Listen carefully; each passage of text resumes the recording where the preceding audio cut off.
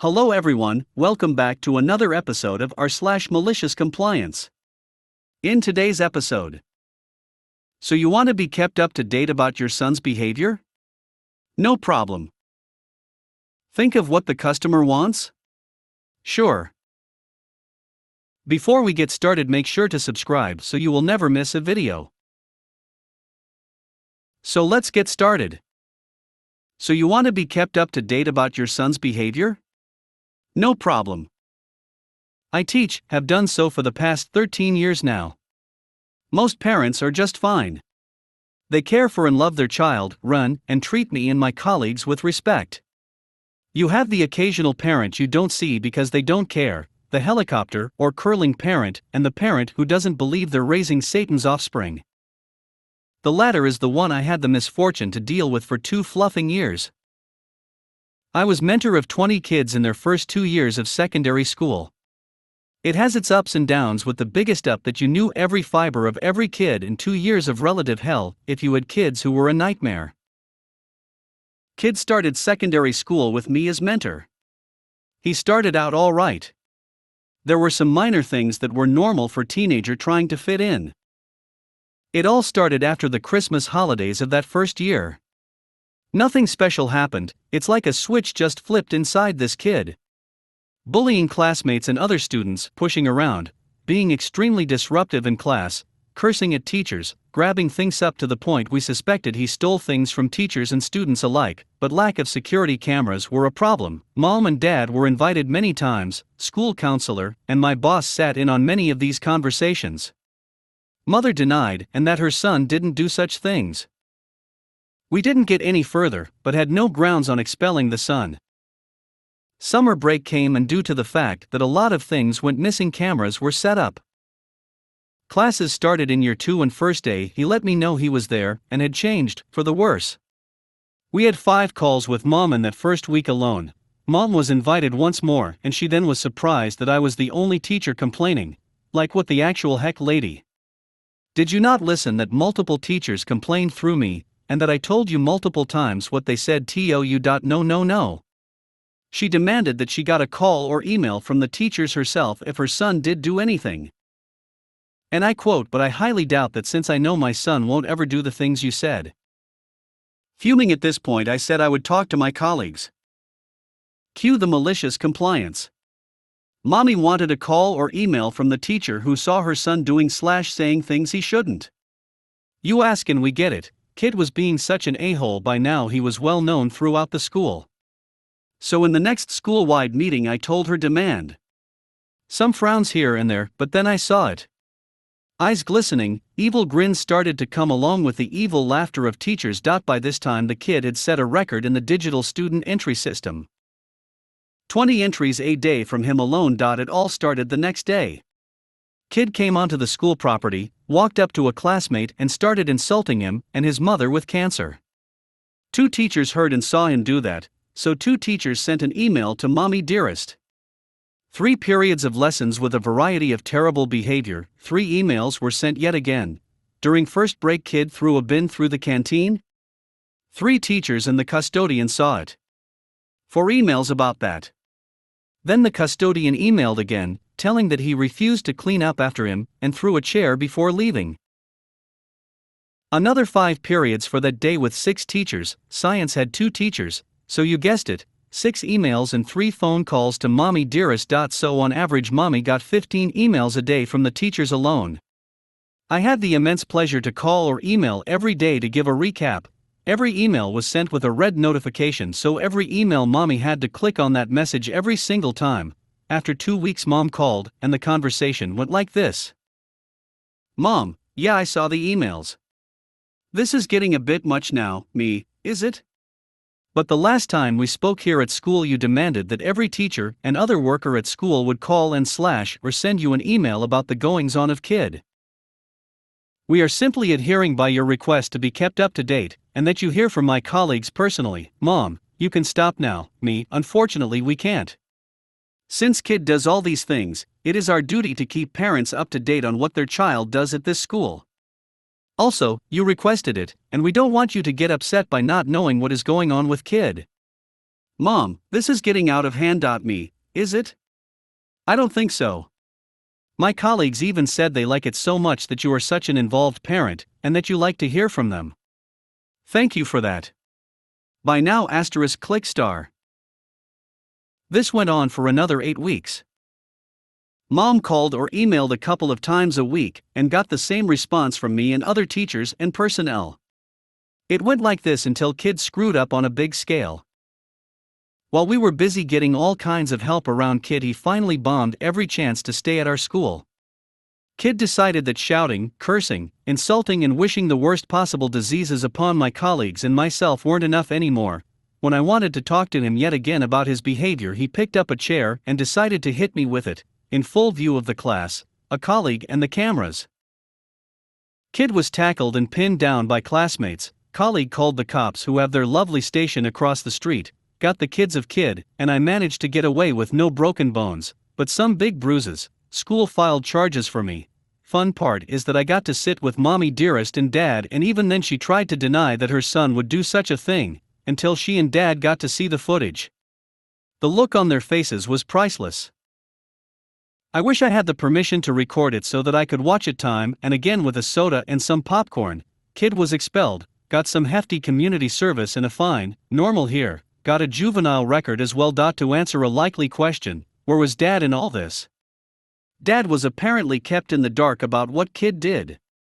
The emails were sent to a shared email account, but since email on phones wasn't a thing back then, he never saw the emails as she hid them. Dad divorced mom as apparently she had been spinning a lot of lies about a lot of things. Good part, dad felt so sorry for what his son had done that he sent care packages for all personnel at the school. Best part? We didn't have to deal with kid or mom ever again. We got his brother though, and we continued the emails and calls with dad to tell him what a wonderful kid this boy was. ETA, I'm getting a lot of crap that I did nothing to help this kid. I left out what I did, as this is malicious compliance. I talked with the school counselor, therapists, and even CPS. We had our suspicions about his behavior. I just had my degree for 3 years, and I know this sudden change is a huge red flag. CPS did an investigation and concluded no reason for further action. I still can't wrap my mind around the fact that the parents agreed to a visit from CPS, but not accept anything else, even though CPS suggested they talk with us about some tests and getting kids some help. We kept reporting to CPS and asking for their help. The only thing mom kept saying was my son wouldn't do that. He isn't like that. Did she know something?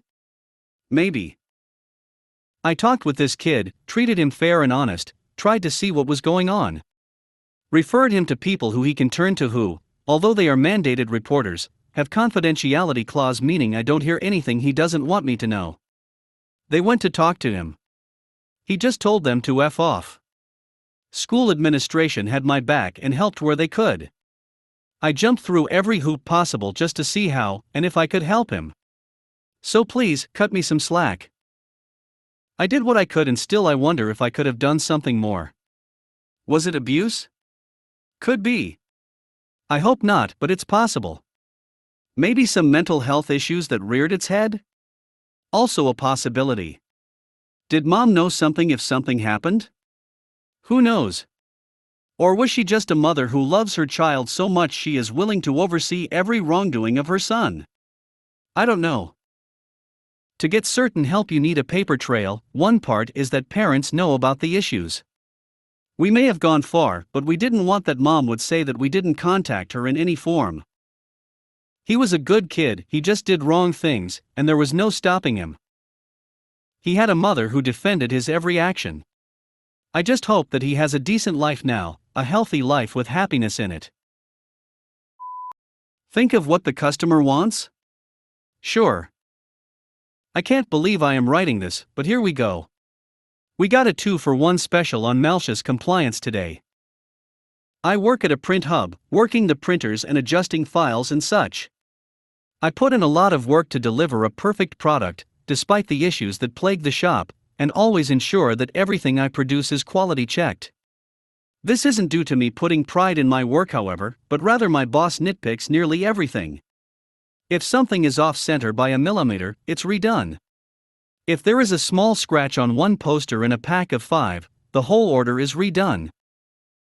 Now, don't get me wrong, the boss is a good person, not a Karen or anything, but sometimes we have to redo orders several times to ensure it is done to her expectations, which is absolutely fair. She is the boss and it's not too often she does this. Anyways, on to the incident. I just learned that I am supposed to run a one-shot D&D session this weekend. Short notice, have maps and everything to set up. It's a long story why this is last minute, but doesn't pertain to the story. As a result, I quickly picked out one of the dungeons I ran in my regular Dungeons and Dragons group, a galleon ship trapped in time, where the players need to manipulate the environment to have the crew open or close doors, and turned it into a one-shot adventure. I call it the time between the seconds. Since it was last minute, I didn't really have time to optimize maps, so I just sent the order through my job's online submission, with the intention to just print out a pixelated mess just for the sake of having visuals. It's the way I DM. I like having visuals for my players to help them envision the area. Today when I came in, I found the order I submitted and completed it quickly. Admittedly, it was a bit of a mess, and it didn't help that our color machine started leaking toner again. Blue streaks on the paper and everything. Whatever, I am fine with it. An hour later, while I was working with posters, my manager, let's call her Kay, came into the room. She started. Kay, holding up my order, what is this? Me, oh, that's my job. I was. Kay interrupting, how can you say this is good? It's pixelated, and the machine dumped toner on it. Me, Kay, it's okay. I am. Kay interrupting again, it's not okay, you have to contact the customer and figure out how they want to proceed. Me sarcastically, trust me, I'm sure the customer won't mind. Look at the customer name. Kay, it doesn't matter, I want you to see how they want to proceed. Think about what they want. Me sigh, yes Kay. Kay dropped the order in front of me, and left the room. I considered my options for a moment, and looked towards my dwindling workload. Screw it. Malicious compliance number 1. I finished my assigned work and got to work on the maps. As I said, I didn't properly optimize them or anything, so I started working through the 511x17 maps I had, smoothing out the pixels. It took about an hour to get everything set up. Normally I work on a program other than Photoshop for my maps. After that I went through the character sheets, filling in any of the blanks I left in, such as personality, bonds, and gold. About 15 minutes. Then what about any random gear they may have? A big part of this one shot is their carrying weight, so I calculate those totals up. Another 20 minutes. About an hour and a half later I have the files up to the customer's standards, which is mine, and I print them out again. But the toner dumping on the color printer is still an issue. So even though the files looked a lot better, there were still blue streaks in the paper. So when Kay saw it. Kay holding the completed order, Cole, what are you doing? You know the color machine is down. Me, I know, but I can't wait for the machine to be fixed. Kay considers for a moment before speaking, call the customer and explain the issue. See if they will accept it half off. Me, that isn't needed cause. Kay, just do it. Me taking a deep breath, stay here please. Malicious compliance number 2. I picked up the office phone, looked her dead in the eyes, and dialed the number on the order form. From my pocket the Silver Samurai theme from Phoenix Wright series began to chime. I take my phone out of my pocket and answer, immediately saying yes, I will take half off my order. Kay was speechless, and just quietly walked out the door. To her credit, she did honor the half off she offered the customer, but perhaps next time she will actually let me finish what I am trying to say instead of constantly cutting me off. Don't get me wrong, Kay is a good person, but today was a harsh day on everyone since our machines are having issues. The only one who was able to get anything done was me, since my printers, the wide format, and the drafting machines were working properly. I am sure tomorrow we will have a laugh over the situation, as the machines are fixed now and stress levels have lowered.